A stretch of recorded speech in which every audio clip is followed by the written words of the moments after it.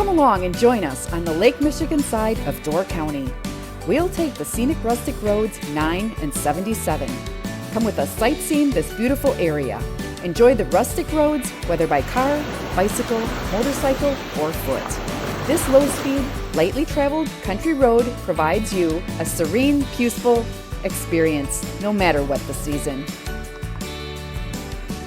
Hey everybody, we're the Whisker Wheeler YouTube channel. We love riding our mopeds and all things Wisconsin. Join us, and we hope to inspire you to make your day in Wisconsin the best day in Wisconsin. Hit the subscribe button below so you don't miss out on our next adventure.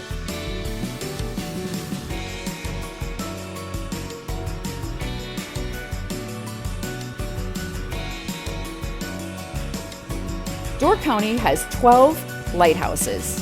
2 of them stand guard at the canal entrance that connects Lake Michigan to Sturgeon Bay. These are the ones we're going to visit this morning. The canal was completed in 1880. At this location, there are 2 lighthouses. First, the North Pier Lighthouse, which is the red one, and the Canal Station Lighthouse, which is the white one, are part of an active U.S. Coast Guard station. The tower and buildings are not open to the public, but guests are welcome to walk a small section of the grounds and the breakwater.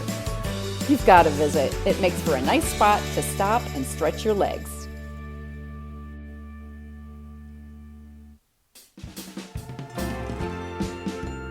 You'll have great views of the shoreline and photo ops as you walk the breakwater to the North Pierhead Lighthouse.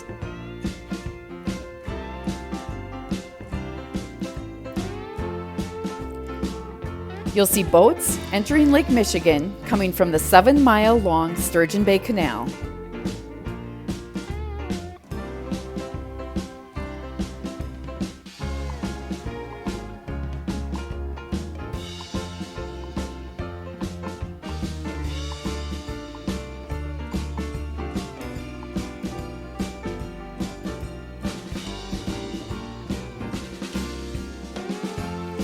I could look into the clear water and see the rocks below.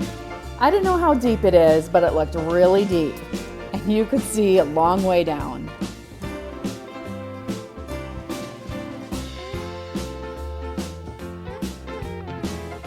The Pierhead Lighthouse was the first navigational aid to help guide ships into the canal, a shortcut across the peninsula to Green Bay.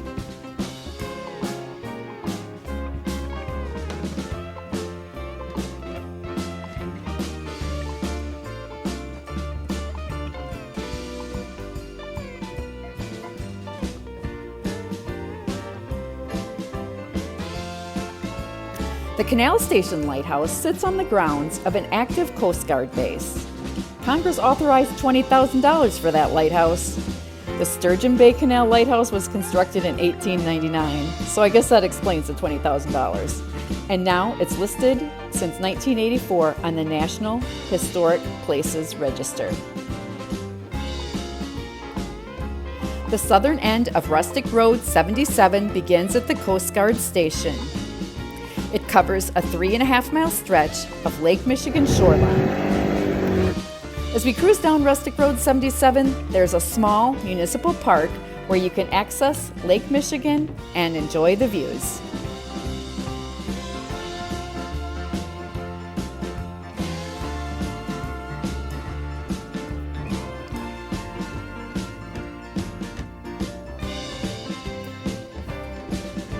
For a peaceful drive and to find more information on the Rustic Roads of Wisconsin, you can find more information at wisconsindot.gov. We got back on Rustic Road 77 and headed towards Rustic Road 9 for more driving along the beautiful Lake Michigan coast.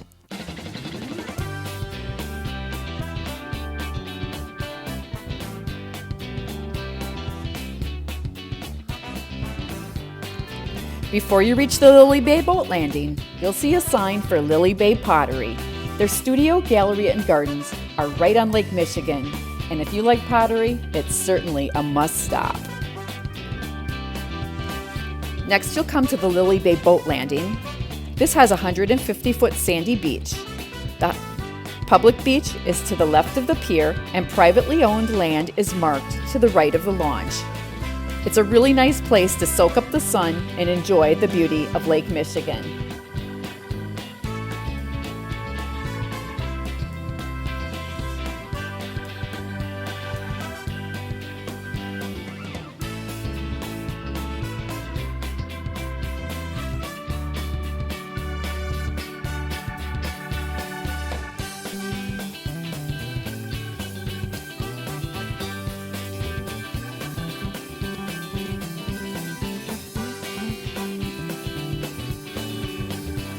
In the 1880s, a bustling settlement grew at Lily Bay and included a sawmill, blacksmith shop, general store, boarding house, and several residences, as well as a pier on the lake.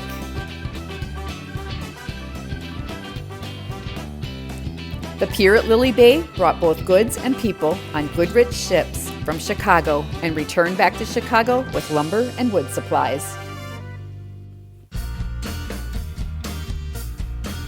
Now we get back on Rustic Road 9 and head north until we come to the unincorporated village of Whitefish Bay.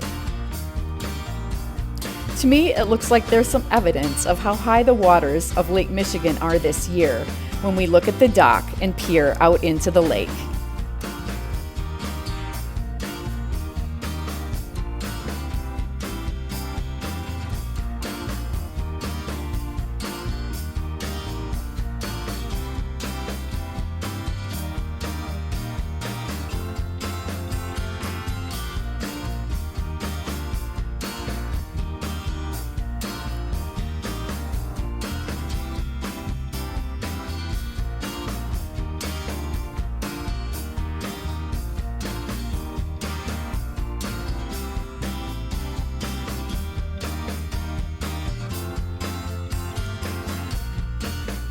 Back on the road, we caught a glimpse of some of the beautiful lake homes.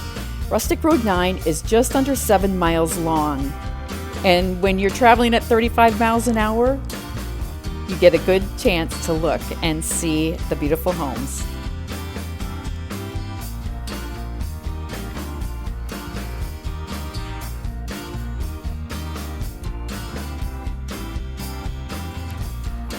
When we were in Whitefish Bay, we spoke with some of the locals, and they told us that the hitching post was a great place to eat and right on Rustic Road 9. So we decided that that would be our next stop and for lunch. The hitching post was built in 1949 by Ewald Schmuck, who also built the nearby Glidden Lodge. It was built as a restaurant with a lunch counter, soda fountain, and hitching posts for an adjacent riding stable. But today, they're serving great sandwiches. Now we are going to head towards Whitefish Dunes State Park, but lo and behold, we saw this stone wall, and later I found out that it was built by Ken Burstein, and it's called the Irish Wall. It's really a work of art. Thousands of stones were fit together like puzzle pieces and no mortar. He began the wall after a trip to Ireland in 2010. At Whitefish Dunes State Park, we learned that it was really only opened since 1967, which is relatively a short time for our state parks. There are 863 acres of forest and dunes on rugged Lake Michigan. Because of the high levels of water, we saw fewer of the dunes than we thought we would. There's hiking trails, swimming, fishing, even ski touring and snowshoeing in the winter. We learned and enjoyed at the maritime displays about the shipwrecks.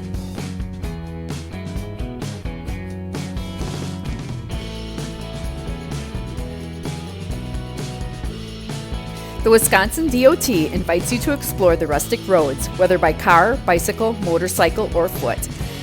The Rustic Roads are low-speed, lightly traveled country roads. They provide a serene, peaceful experience no matter what the season. You can find more information on all of the Wisconsin Rustic Roads at wisconsindot.gov. If you'd like to follow us and our channel, be sure to hit the subscribe button and follow us onto our next adventure.